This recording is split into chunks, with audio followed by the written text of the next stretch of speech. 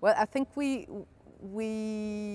focus on the same questions in a way, in different means and with different tools and with different eyes.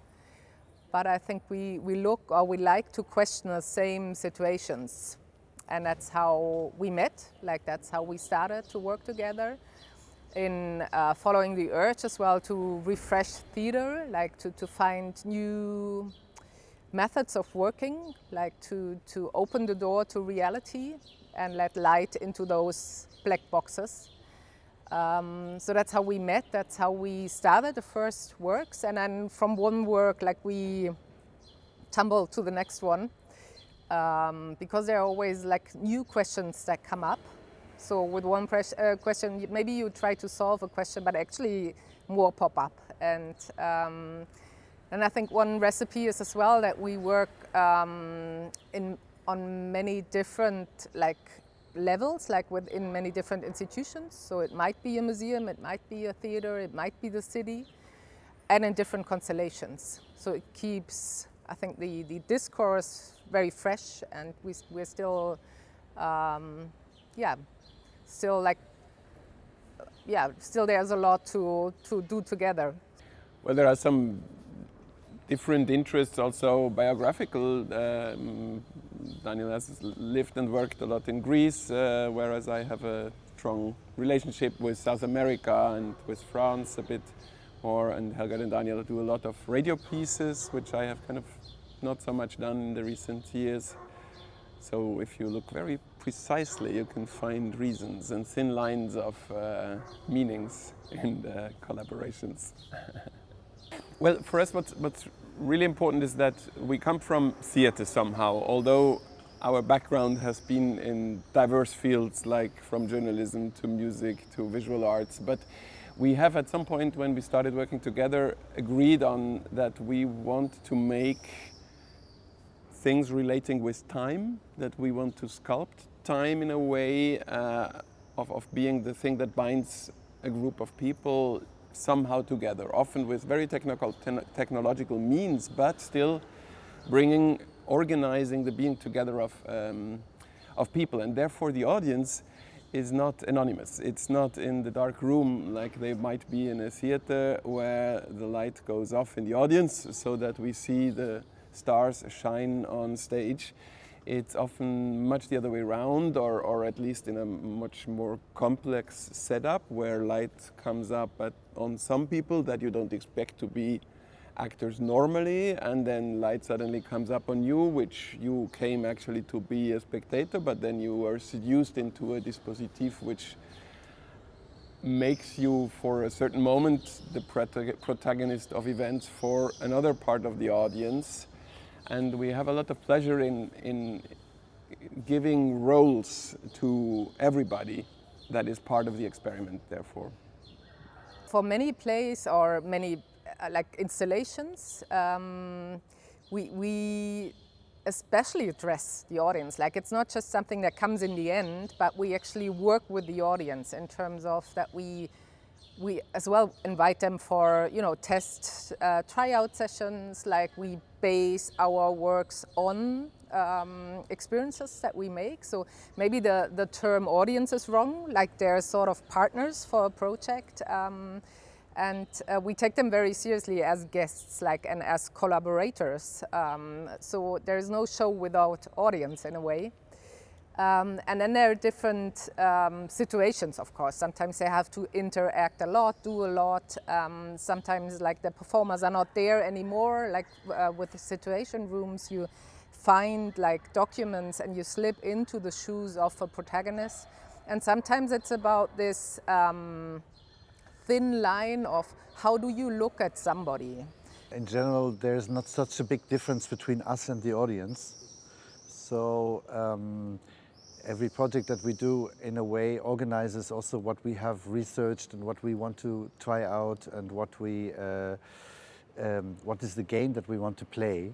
So in order to have another access to the material that we're working with. So we test this, or we find things that we want to rather transmit. So we would never expose audience to something that we haven't tried out before ourselves. and hence no need for a fourth wall, you know. And of course, it's an aesthetic question. Does the work function by itself and pretend it is by itself, or does it have social parameters sui generis? And so it would sometimes it might be also interesting to establish a fourth wall as an exception. And I guess in this project that we're doing here, there will be. So to have that as well, but generally this is us, we are the audience, and who comes as an audience are the guests of the structure that we have tested for them. When we started about 20 years, actually 30 years ago to kind of discover and conquer the field for us, I think we had in common that the notion of theater in general, and maybe now it's a bit less, but still the case, in general it's a very old-fashioned media for which buildings are made and very central in many cities that are actually not appropriate to what theater can be in the total amount of possibilities. Most of the theaters have been built for a very, very, very specific kind of theater that actually, for example, excludes the joint togetherness of audience and spectators. It has calmed down a lot of social interaction that has been the case in theater, also in Spain, for example, or in Catalonia in the theaters that happened in the yards or so, or in the Shakespearean times. And theater comes from dance and singing in an open space that then found seats. So, but when you say theater, generally people associate this civic, driven by enlightenment and also by royalty structure.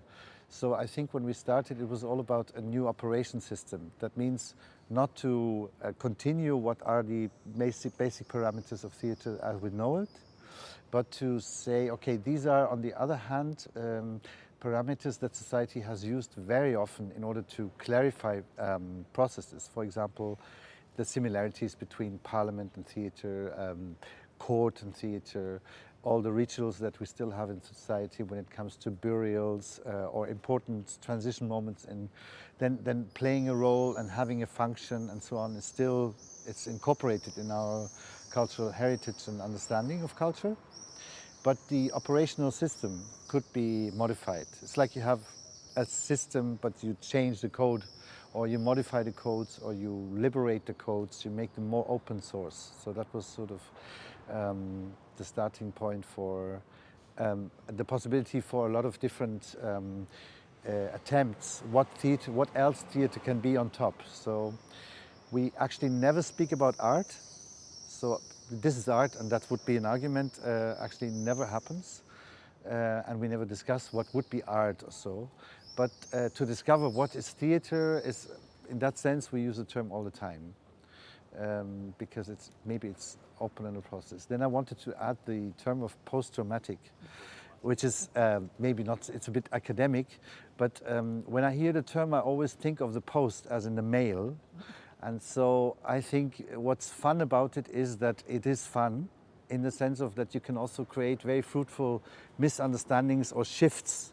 So if you think of post-traumatic as the mail, the postman, then the whole post-traumatic introduces to a lot of playful dealing with our cultural heritage, which I like. A lot of our work has to do with reality transfer, and there's different ways of doing this. We can try to prepare reality in such a way that it survives the stage, or that it gets even stronger on stage, in the form of people, for instance, who would never end up on stage, like people with the Tourette syndrome, who have this hyper-presence of being extremely sensitive to things that are happening in this space, which is something that normally is kind of there in theater, but you try to avoid it because you try to stick to the continuity of the time flow you have prepared. So that's a formal idea on one hand that leads to a particular result.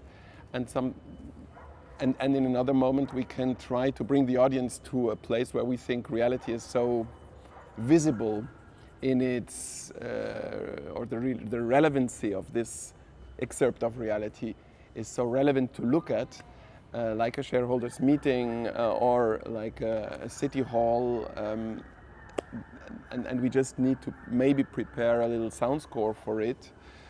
We're working in the moment on a piece which will basically consist in bringing people to a construction site in Bonn where it has a particular historical relevance because it was a very important concert hall during the whole West German time until Bonn stopped being the capital. But when an actor, an actress performs a part, it's a very complex process to observe that because you're bouncing between the what and the how. So you're evaluating both your experience and the performance. You're reflecting on the text. You're reflecting on the relation between the text and the performance, the interpretation. You remember maybe other performances of the same part when it's a famous play or so. So this is all moving inside a very elaborated cultural system where the actress has just a part of doing it right and so on, and that's what you will ask afterwards if it was good. And in contrast to that, the expert would rather ask if it was interesting. And it's not so much if you watch them if they're doing it good. Of course, you're looking at that as well, but you understand that there the parameters are completely different. They're not pretending to be somebody. They're trying to bring across that they are somebody. One aspect is that this is going to be sort of a model. We like city models very much. These are always great objects when you see a city from above, and city projects or city models are also they're changing because the city adds the buildings that they will be new and removes the old and so on. So they're a display of a process. And this exhibition / piece is going to be also some kind of a model, only you find yourself within the model. You're kind of beamed in. The model is one-to-one scale in a way, or can vary the scales, but it also has a lot of shortcuts, as in you can move from one situation to another, let's say from the market to the parliament with 2 steps instead of moving through the city.